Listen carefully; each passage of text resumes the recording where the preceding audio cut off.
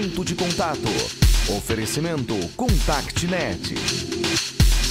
Criação e produção ABT.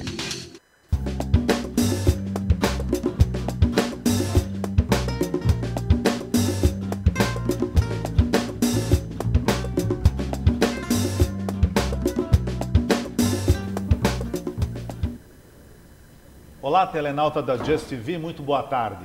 Seja bem-vindo ao nosso Ponto de Contato, esse encontro gostoso que nós temos com você todas as quintas-feiras, às 3 horas da tarde. Programa criado e produzido pela ABT, Associação Brasileira de Teleserviços. Para você que quer saber mais sobre a nossa associação, conhecer as nossas próximas palestras, cursos, enfim, a nossa programação e novidades e notícias também sobre o setor de teleserviços, faça-nos uma visita. Acesse o nosso site, é www.abt.org.br.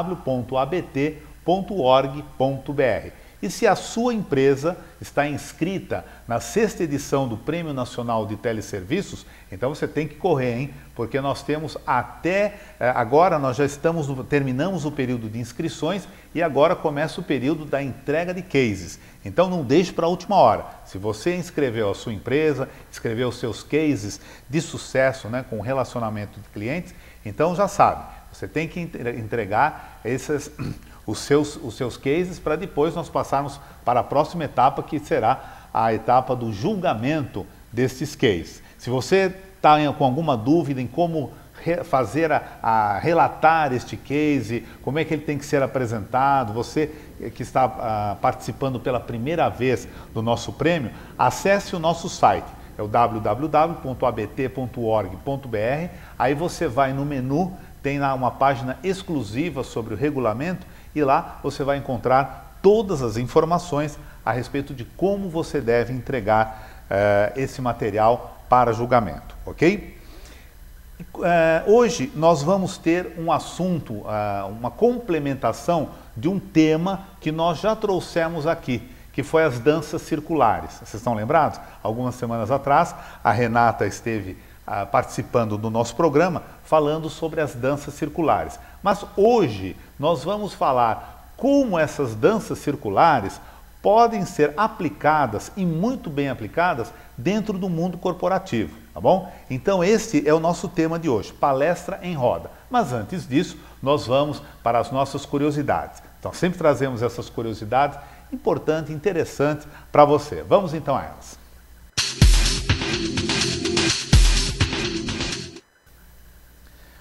Bem, como vocês sabem, os nossos dados estatísticos que nós trazemos nessa parte do programa, nesse bloco do programa, eles são tirados, né, da revista Administrador Profissional.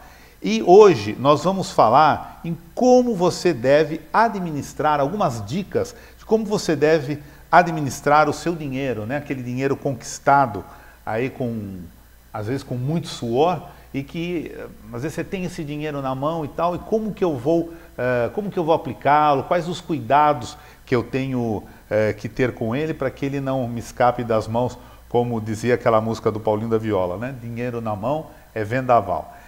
Só que esses dados aqui, além de serem tirados da revista Administrador Profissional, foi uma pesquisa realizada pela DSOP Educação Financeira. Então vamos lá. O primeiro diagnóstico, né, que você tem que fazer, você tem que verificar os seus gastos e identificar o que é supérfluo. Então, realmente você fazer aquela planilha, né, o que eu tenho de gastos, dentro desses gastos aqui, o que eu estou gastando de supérfluo. Estou indo muito a cinema, estou indo muito a lanchonete, estou comprando muito, principalmente vocês mulheres, né, estou comprando muita roupa, muito sapato, enfim, o que eu posso contrabalançar aí. Segundo, defina os seus sonhos. Isso é muito importante. Você deve estabelecer pelo menos 3 sonhos na tua vida, né? Um de curto, um de médio e um de longo prazo. Tá? Um de curto, um de médio e um de longo prazo. E você deve pesquisar quanto custa a economia local para realizar esses sonhos. Tá bom? De pequeno, de médio e de longo prazo. Costume. Adquira o hábito de poupar parte do que ganha antes de gastar. priorizando a realização dos seus sonhos. É claro, não adianta você ter sonhos se você não tem como realizá-los, não é? E uma grande coisa que você pode fazer, parece assim irrisório, mas vale a pena, é justamente poupar. Você tirar um pouco daquele dinheiro, do seu salário, né, daquilo que você ganha e tudo mais, para colocar aí na poupança. Não importa que seja R$50, R$100, tire antes que ele vá para o ralo. E assim você vai fazendo aí uma pequena poupança, para você comprar de preferência esse produto à vista, ou então, pelo menos, dar uma boa entrada, tá ok? Depois nós temos aí o outro slide falando sobre cotação. Antes de adquirir qualquer produto ou serviço, faça sempre o orçamento, pelo menos em 3 lugares diferentes, visando a melhor relação preço-qualidade. Ainda mais nos dias de hoje, gente, onde nós temos aí uma concorrência acirrada, muitas empresas, né, muitos produtos praticamente semelhantes. Se você, e até nós temos aí, isso acontece muito em supermercado, né? Traga aqui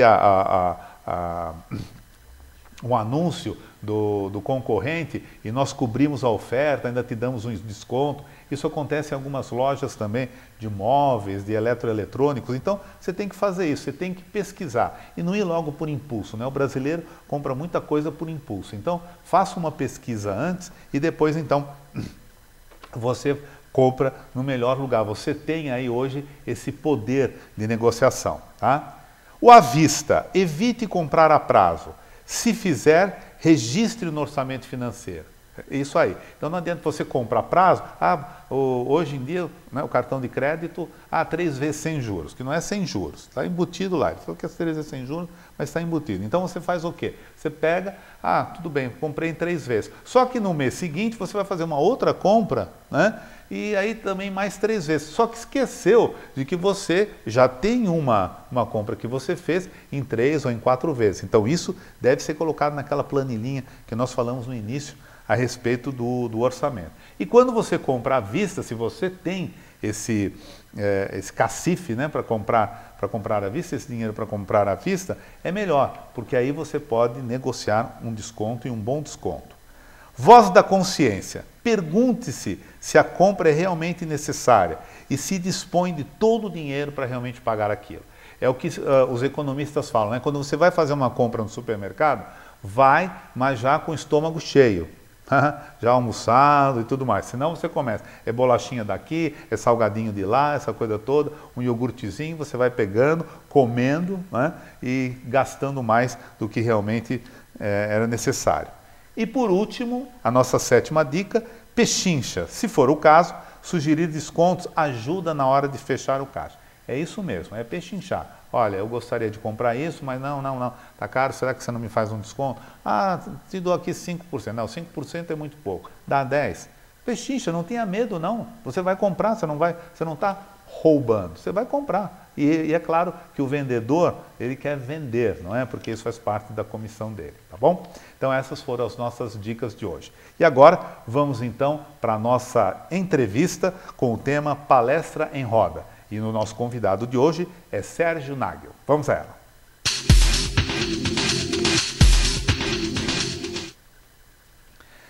Bem, o nosso convidado de hoje, vindo diretamente de Curitiba aqui para São Paulo, é o Sérgio Nagel. Ele é engenheiro civil com 40 anos de vida profissional. Tem 33 anos atuando como consultor de empresas e educador organizacional. 13 anos, ele é formado há 13 anos em dinâmica dos grupos. 8 anos formado em focalização de danças circulares e há 7 anos vem desenvolvendo um método Palestra em Roda. O Sérgio também é formado técnico em máquinas e motores pela Escola Técnica Federal do Rio de Janeiro. Auditor líder em sistemas de gestão normalizados pela e-Batalas e Master Practitioner em programação neurolinguística. E é com o Sérgio Nagel que nós vamos conversar hoje sobre Palestra em Roda, as danças circulares no mundo corporativo. Sérgio, muito boa tarde, seja bem-vindo ao nosso ponto de contato. Eu agradeço você vir aqui a São Paulo, né, e abrir um espaço na tua agenda para estar aqui conosco para falar sobre as danças circulares no mundo corporativo. Eu que agradeço a oportunidade de você me receber na sua casa com tanto carinho, com tanta gentileza. Sérgio, como nós falamos no início do nosso programa, nós já tivemos aqui a Renata, não é, que veio alguns programas atrás, falando sobre essa novidade das danças circulares. Não é? E foi ela mesmo que deu a indicação do seu nome por você trabalhar bem focado, né, as danças circulares no mundo corporativo. Isso. Mas antes que nós entremos nesse assunto, eu queria que você contasse aqui para os nossos telenautas como foi que as danças circulares entrou na tua vida profissional. Pois é uma coisa assim bem interessante, porque eu não sou uma pessoa muito focada em dança, nunca fui. A dança nunca fez parte. Você não foi um pé de valsa? Nunca fui, né? Pensa numa cintura de garrafa PET, você consegue imaginar a flexibilidade? Então é assim. Imagina também uma pessoa que nasceu com 2 pés esquerdos e é destro. Então é a dificuldade, né? Então a dança nunca fez parte. O problema é que as danças circulares entraram na minha vida como um fator de desenvolvimento pessoal. Então um dia eu estava trabalhando, entrou uma mensagem no meu computador me convidando a fazer uma formação em danças circulares. Eu não tinha a menor ideia do que era, mas o que me chamou a atenção foi a questão formação. Então eu, como um bom engenheiro, ligado a sistemas, né, e já com um background em dinâmica dos grupos, eu gostei daquela coisa da formação e fui. Entrei num ambiente onde eram 25 mulheres e eu. Só que a diferença é que elas sabiam dançar e sabiam o que estavam fazendo lá e eu não.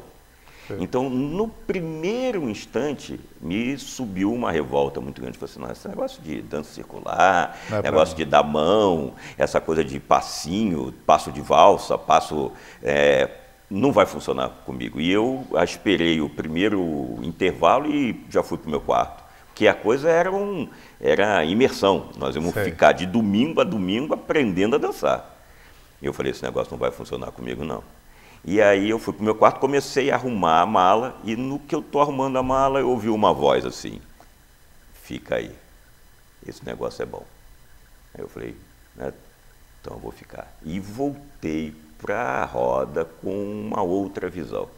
Eu voltei com a intenção de aprender o que era aquilo, e naquele momento, sentindo as emoções que eu sentia, a raiva, a frustração, né, aquela vergonha, todas aquelas emoções que eu estava sentindo, aquilo começou a falar comigo e eu fui buscar o meu passado lá na coordenação da dinâmica dos grupos. E nesse momento nasceu o que hoje eu batizei, né, em palestra em roda, que nada mais é do que uma palestra, uma forma de transmissão de ideias e conceitos que substitui as dinâmicas de grupo tradicionais pelas danças circulares. Agora, então, já que nós estamos falando aí, você comentou sobre as dinâmicas dos grupos, eu queria saber qual é a diferença de dinâmicas dos grupos que você fala tanto e dinâmica de grupo. Então, o grupo é a reunião de pessoas. O grupo se reúne para realizar uma atividade, uma meta. Então, dentro da empresa, grupos realizam atividade, fazem parte de um processo. O grupo, o elemento, quando faz parte do grupo, ele não tem mais a personalidade dele como pessoa. A personalidade dessa pessoa se transforma pela personalidade do grupo.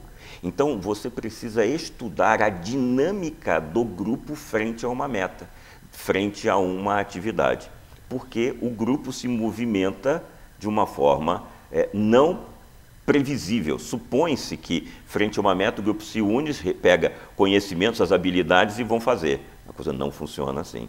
Porque entre o conhecimento que ele tem e a habilidade, que é transformar o conhecimento em alguma coisa, passa por uma coisa chamada querer.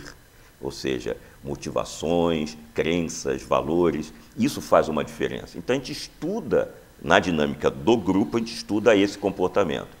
E como é que se estuda isso? Através de dinâmicas de grupo. A dinâmica de grupo é um jogo, é uma provocação, é um movimento que faz com que o grupo, frente a uma meta, tenha um comportamento e aí cria-se um laboratório para que se estude isso. E aí, à medida que o comportamento vai surgindo, a gente vai estudando esse comportamento e vai buscando entender que tipo de pensamento está gerando aquele comportamento. Porque todo pensamento gera um sentimento e esse sentimento é que vai gerar um comportamento. Eu não sei o que eu penso, eu não conheço a qualidade do meu pensamento, mas eu sei o que eu sinto. Então, através do comportamento, né, eu volto ao meu sentimento e vou me perguntar por que eu tive esse comportamento. É a qualidade do meu pensamento que eu tenho que trabalhar. Legal, interessante. Você que está nos assistindo, quer fazer a sua pergunta para o Sérgio a respeito das danças circulares, dessa palestra em roda que ele faz? Então, você já sabe, é só usar esse espaço que tem aí, logo abaixo da nossa telinha. Você faz a sua pergunta e o Sérgio, com todo prazer, irá responder para você. Sérgio, nesse período todo que você tem com esse trabalho que você faz aí das dinâmicas dos grupos e a palestra em roda, por que existem pessoas que têm dificuldade de trabalhar em grupo, né? E tem outras que já têm assim, uma facilidade enorme? Aliás, até rende muito mais trabalhando em grupo do que sozinho. O que acontece? É exatamente a questão da formação que ele tem do passado dele. Então, crenças, valores e identidades fazem com que as pessoas se relacionem bem ou não queiram se relacionar com as pessoas. Então, por que ela não quer? Porque ela, por algum motivo, e eu não sei qual é, ela não se sente bem trabalhando com outras pessoas. Muitas vezes ela tem uma coisa que a gente chama assim, ela tem uma interferência com a figura de autoridade. Porque na nossa criação nós passamos por um processo meio doloroso para nós crianças no processo de formação, que é a figura de autoridade, que nos manda fazer coisas. Vai dormir, pais, né? Então a figura de autoridade que nos ensina, que nos educa, que nos forma, vai criando pequenos traumas, pequenos antagonismos com o nosso ser, porque nós, quando crianças, queremos ser livres. Então, nós vamos sendo educados e vamos sendo colocados dentro de uma forminha que é o processo de educação. Quando nós crescemos o corpo, né? Mas quem nos comanda ainda é a nossa criança interna. Só que agora essa criança interna tem força de um corpo de adulto.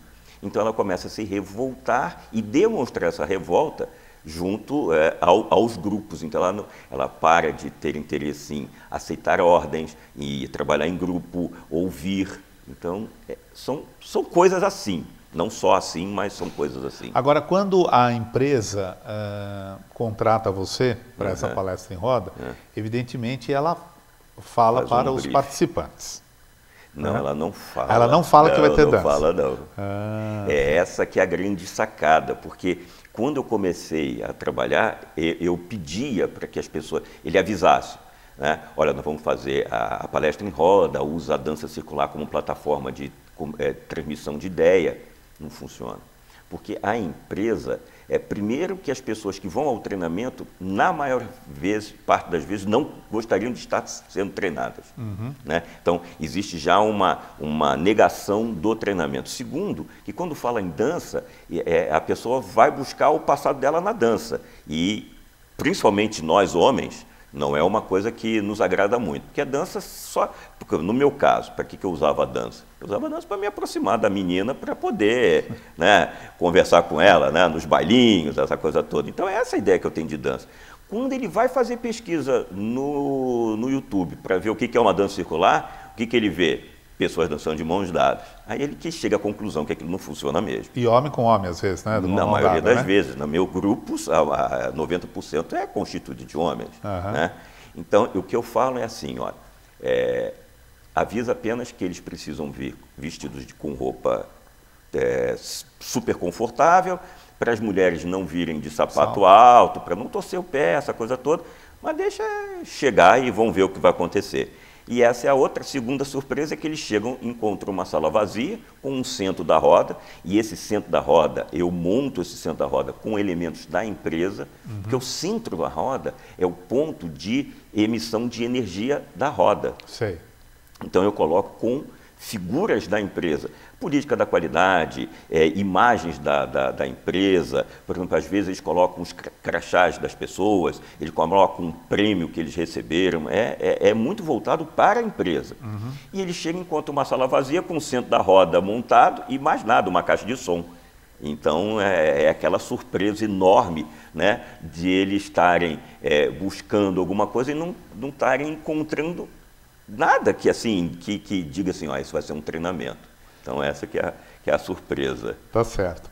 Você trouxe aí algumas imagens para o nosso telenauta entender melhor as danças circulares e a palestra em roda. E nós já temos aqui mensagens, perguntas dos nossos telenautas, que depois, então, das ilustrações, a gente vai passando as perguntas para você, tá bom? Então vamos lá, vamos lá.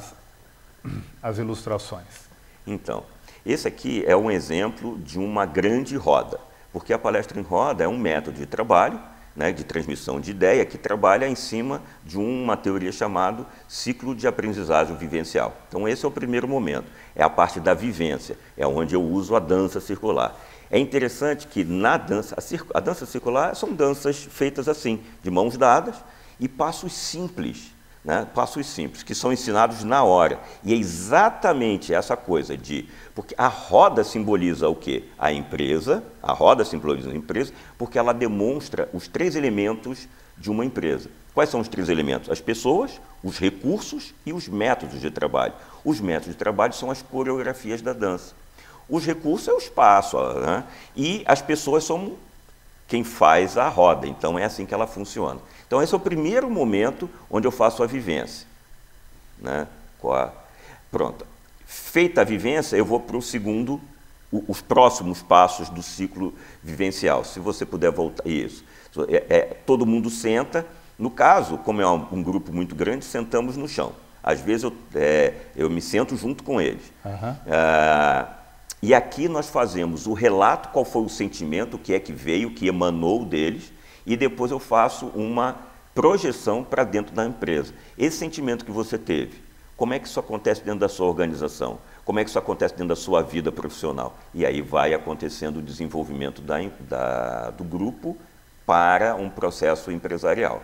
Isso já é um segundo momento, né? Uma outra dança, uma outra vivência. Que são 2 rodas aí? Eu coloquei em 2 rodas para nós termos assim, um acesso visual melhor. Ok. Eu, como sou visual, achei muito bonita essa foto.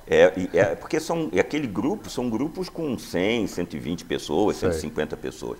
E aí? Essa ilustração é uma palestra em roda que eu chamo de plateia, palco plateia. Palco plateia. Por quê? Aqui foi um congresso, eu fiz o fechamento de um congresso de enfermagem e para 1.800 pessoas. Então, o que eu fiz? Eu convidei pessoas da plateia para formarem a roda comigo. Aqui elas já estão sentadas, porque nós já fizemos a dança. Nós já fizemos a dança. Então, elas sentamos no palco, eu também sento no palco, e nós vamos discutir não só com as pessoas que participaram da roda, mas com a plateia também. Então, é uma interação. Então, você imagina 1.800 pessoas levantando a mão, passando o microfone, vira um movimento muito interessante de aprendizado. Aí nós estamos dançando. Na verdade, seria a dança, depois viria aquele segundo momento.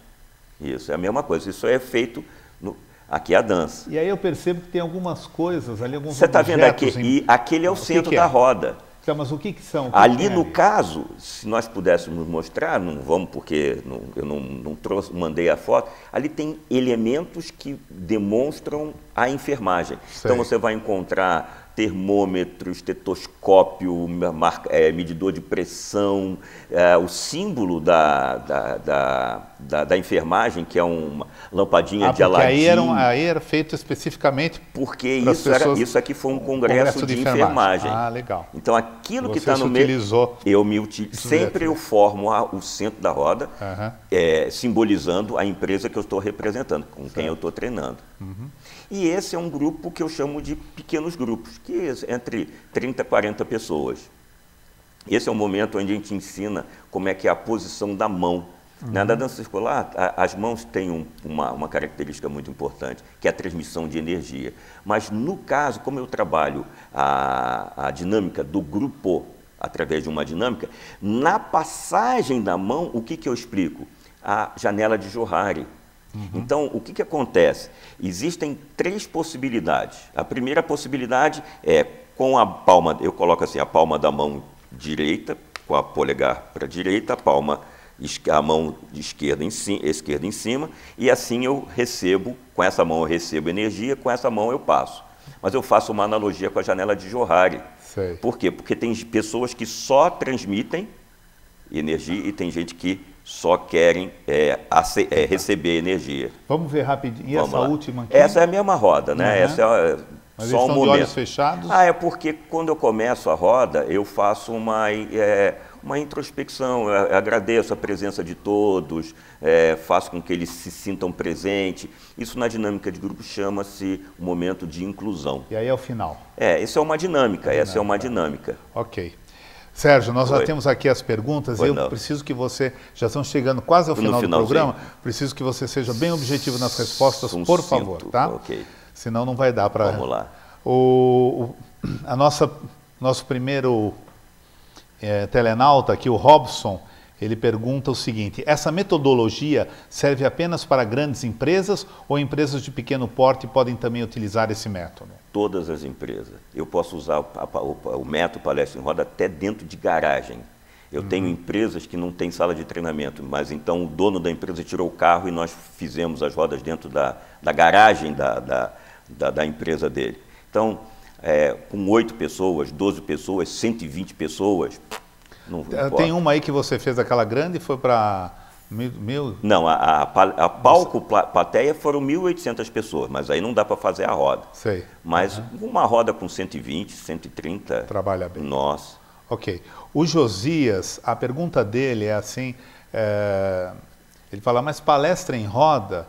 Josias, é palestra em roda. E acho que depois que ele explicou, que mostrou aí as fotos, você já deve saber por que ela chama palestra em roda. Ficamos em roda.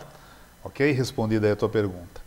A Anete Machado, essas palestras são inspiradas em algum ritual internacional ou indígena? Não, não tem. As danças circulares, sim. As danças circulares, elas são danças de povos do mundo inteiro. As danças circulares não é a minha criação. Quem as catalogou foi um bailarino alemão, Bernardo Vosin, que já foi falado aqui da outra vez, mas eu as uso como dinâmica de grupo.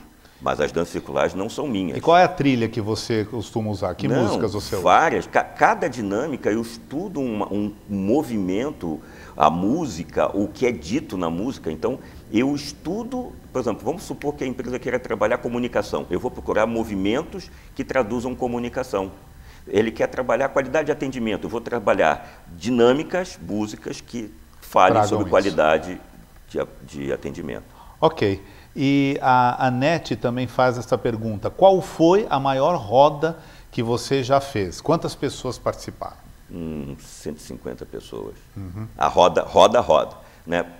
Palco, plateia, 1.800, 2.000 pessoas. Mas como é que são dessa plateia de 1.000 e tantas? Eu chamo pessoas. Você chama ou eles se candidatam? Eu digo, fica aberto para vocês virem, né? Eu não aponto assim, né? Mas eu digo, então eu vou precisar de 20, dependendo do tamanho do palco que me dão, então eu mais ou menos calculo e digo, eu vou precisar de 20 voluntários. Ok. E as pessoas se apresentam. Ok. Sérgio, Oi. Você viu aí que pelas perguntas nós temos aí bastante pessoas interessadas, inclusive acho que telenautas que não fizeram as perguntas, mas eu acho que é um tema que desperta, porque é uma novidade, principalmente no mundo corporativo. Então, aqueles que quiserem conhecer melhor o seu trabalho, entrar em contato com você, eu gostaria que você deixasse aí o seu site, o seu e-mail e os seus telefones, por favor. Então, o site é www.palestraemroda, tudo junto.com.br.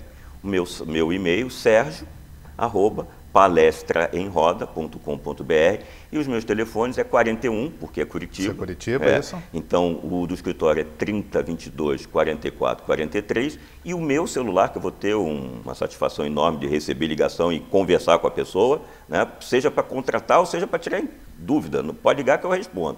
9973-9004. Ok. Sérgio, muito obrigado por você ter participado aqui do nosso programa. Sei que você vai ter um trabalho nesse final de semana aqui em São Paulo, que esse trabalho seja coroado aí de muito sucesso, tá? E sempre que vier a São Paulo, você nos avise antes, que com muito prazer a gente gostaria de conversar com você ainda sobre a palestra em roda, com outras atividades aí que você vai nos trazer, tá bom? Meu agradecimento, assim, minha gratidão de você me permitir falar, né? Porque o meu papel é ser útil. E pela gentileza de ter me recebido com tanta alegria, com tanta gentileza na sua casa. Ok, muito obrigado, viu? Vamos então rapidinho para a nossa agenda da semana. Olha aí, para você que se interessa por TV a cabo, TV por assinatura ou trabalha no ramo, de 6 a 8 de agosto acontecerá o Congresso e Feira ABTA 2013. Esta vai ser a 21ª edição. E esse congresso e a feira acontecerão no Transamérica Expo Center. E as principais pautas do mercado de TV por assinatura serão comentadas neste congresso e nessa feira. E nós teremos aí no painel de abertura a presença do ministro Paulo Bernardo. Se você quiser saber mais informações ou inscrições, você manda um e-mail para inscricoins@convergecom.com.br, tá bom? Ponto de contato desta quinta-feira fica por aqui. Na próxima semana, às 3 horas da tarde, a gente espera por você com mais um programa. Muito obrigado, boa semana e até lá.